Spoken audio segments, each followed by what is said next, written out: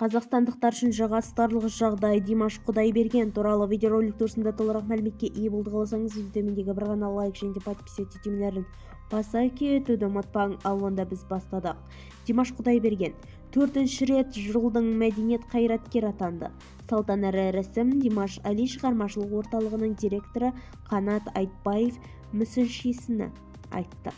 Сонымен қатар халықтың сүйіктісі 2024 ұлттық сыйлығының номенклатурасы салтанатты түрде тапсырылды деп хабарлайды Қазақпарат лидер.кз сайтына сілтеме жасап отырып.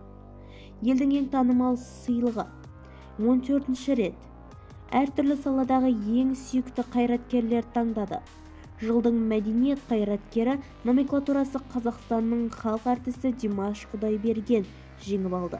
Ол 4-ші рет халықтың сүйгіштігі 2024 ұлттық сыйлығының жылдың мәдениет қайраткері атанды. Әнші 2020 жылы халық сүйіктісі сыйлығының 3-ші дүркін иегері атанып, арнайы номенклатура марапатталған. Салтанатты рәсім Қазақстанның еңбек сүйерген қайраткері Димаш Али шығармашылық орталығының директоры Қанат Айтбаев мүсіншеге ие болды. Ең алғыс сөз жеткізілді.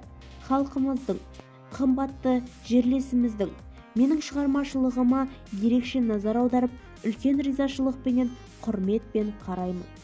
Көп рахмет достар. Бүгін халықтың сүйігі сыйлығын алған барлық үміткерлерді құттықтаймын. Баршаңызға амандық пен береке тілеймін. Біздің бастамаларымызды қолдайтын халқымыз гүлдене берсін, деді Димаш Құдайберген. Бізді тамашалауды жалғастырыңыз, сау саламат болыңыз.